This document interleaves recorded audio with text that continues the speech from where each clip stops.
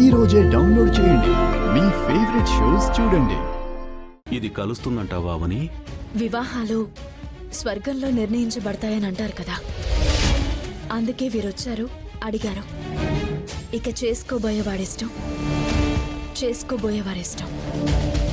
మనదే ఉంది. శ్రీకర్ మాయల జంట బాగుంటుంది. ముందు ఈ విషయం శ్రీకర్కి తెలియాలి. శ్రీకర్కి ఫోన్ చేస్తాను, ఉండండి.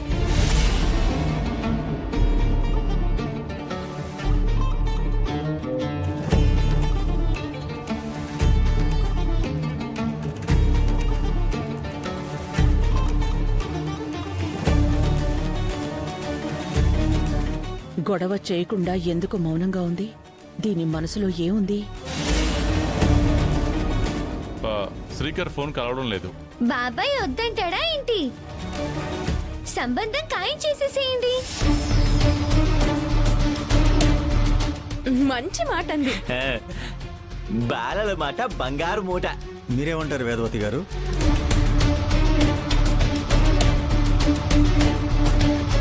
సార్, అమ్మకి ఓకే. మా అమ్మ మౌనమే అంగీకారం. అవునవును, మీరు ఖాయం చేసుకోండి. మీరు మాకు కట్న కానుకలు ఇవ్వాల్సిన అవసరం లేదు, మేమే ఎదురిస్తాం. సార్, ఏమిస్తారు?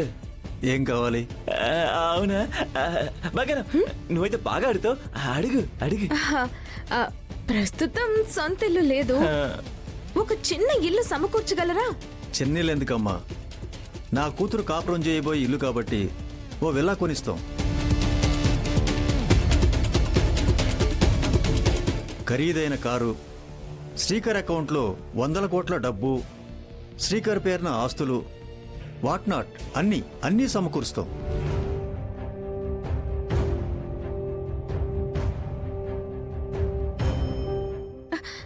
అత్తయ్య గారు, ఇంకేం ఆలోచించకండి, సంబంధం ఓకే అనండి. మీరిచ్చే వాటికంటే మా వాణ్ణి ప్రేమించిన అమ్మాయి రావడం మాకు ఆనందంగా ఉంది. ఈ సంబంధం మాకు సమ్మతమేనండి. Thank you aunty, thank you so much. మీరు సాంప్రదాయాలకు జాతకాలకు ఎక్కువ ప్రాధాన్యతనిస్తారని తెలిసింది. ఇదిగోండి మా అమ్మాయి జాతకం.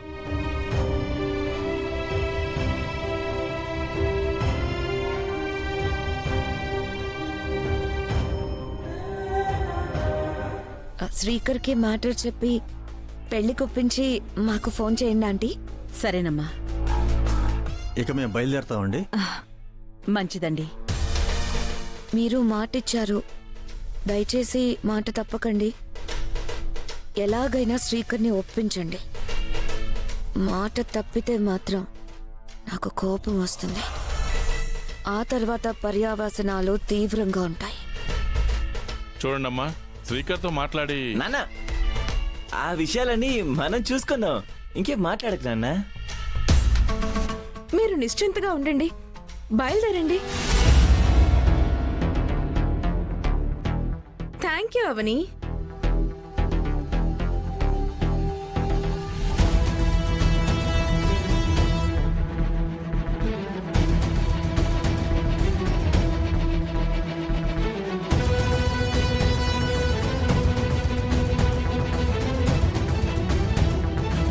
మనం తొందరపడ్డామేమో వేదా.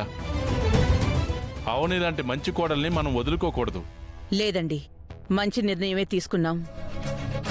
మనకి మళ్ళీ పాత రోజులు రాబోతున్నాయి. శ్రీకర్ని ఎలాగైనా ఒప్పిస్తాను.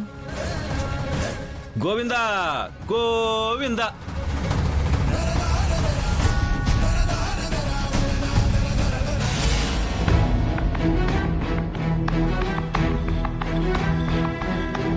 మా అమ్మాయి పిలవగానే వచ్చావు. థ్యాంక్స్ అమ్మా.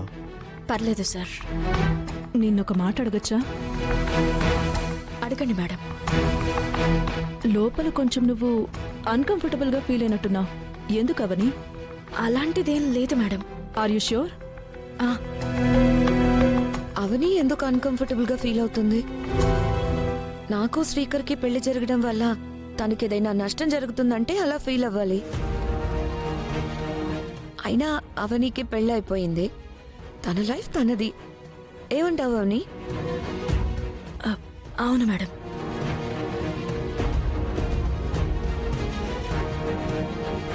నాలుగో మనిషిగా వచ్చి సంబంధం సక్సెస్ కావడానికి కారణమయ్యావు. Once again thank you so much Avani. నీతో ఇంకొక విషయం కూడా షేర్ చేసుకోవాలి. చెప్పండి. శ్రీకర్కి నీకు మధ్య చాలా రోజుల నుంచి పరిచయం ఉంది. సో శ్రీకర్ గురించి నీకు బాగా తెలిసి ఉంటుంది. అందుకే నేను నిన్ను ఏం రిక్వెస్ట్ చేస్తున్నానంటే, నన్ను చేసుకునే ఉద్దేశం శ్రీకర్కి లేదు అని నీకు తెలిసిందే అనుకో. అప్పుడు నువ్వేం చేయాలంటే ఎలాగోలాగా నువ్వే ఒప్పించాలి. నా గురించి మంచి మాటలు చెప్పి సున్నితంగా ఒప్పించడానికి ప్రయత్నం చేయి. ఒప్పుకున్నాడా సరే, లేదు అంటే నా రెండో షేడ్ నువ్వు చూసావు కదా,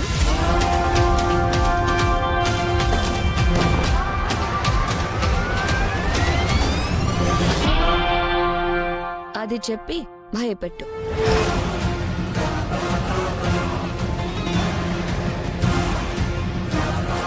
నయానో భయానో మనకు కావాల్సింది మనం దక్కించుకోవాలని అంటారు కదా, అందుకే నేను దేనికైనా సిద్ధమే. నా పెళ్లి విషయం నీతో ఓపెన్గా చెప్పుకున్నాను. నా పెళ్లి బాధ్యత నీ చేతుల్లో పెడుతున్నాను. నా పెళ్లి పెద్దవి నువ్వే. నువ్వే మా పెళ్లి జరిపించాలి, ఓకేనా? ఇక మేము బయలుదేరుతాం.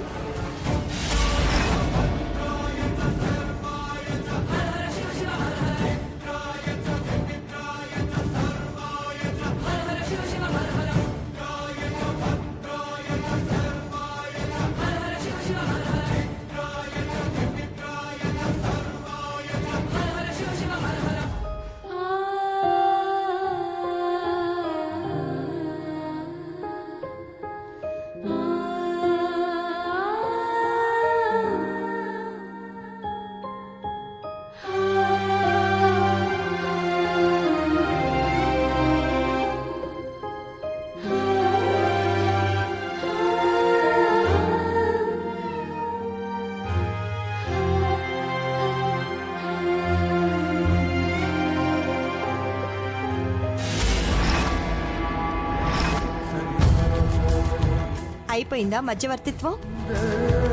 పెళ్లి పెద్దవైపోయి నీ మొగుడికి వేరే దానితో పెళ్లి చేయడానికి నీ సహాయ సహకారాలు బాగానే అందిస్తున్నావు. నిన్న అసలు ఏ విధంగా అభినందించాలో నాకైతే అర్థం కావట్లేదు. తప్పనిసరి పరిస్థితుల్లో అలా వెళ్ళవలసి వచ్చింది. మనస్ఫూర్తిగా వెళ్ళినట్టు మాట్లాడతావేంటక్కా? ఆవిడ నీ బాస్ అయితే ఆఫీస్లో ఆర్డర్స్ వేయమను. ఇంటి దగ్గరకొచ్చి బాసిజన్ చూపిస్తే ఎలా వెళ్ళిపోయావు నువ్వు? ఆర్డర్ వేస్తే వెళ్ళుండేదాన్ని కాదు. అందరూ వచ్చి అర్థించినట్టు అడిగేసరికి వెళ్ళవలసి వచ్చింది. మీరు ఎలా వెళ్లారు, ఎందుకు వెళ్లారు అన్నది ముఖ్యం కాదు మేడం. జనాలకు ఈ విషయం తెలిస్తే ఏమనుకుంటారన్నది ముఖ్యం.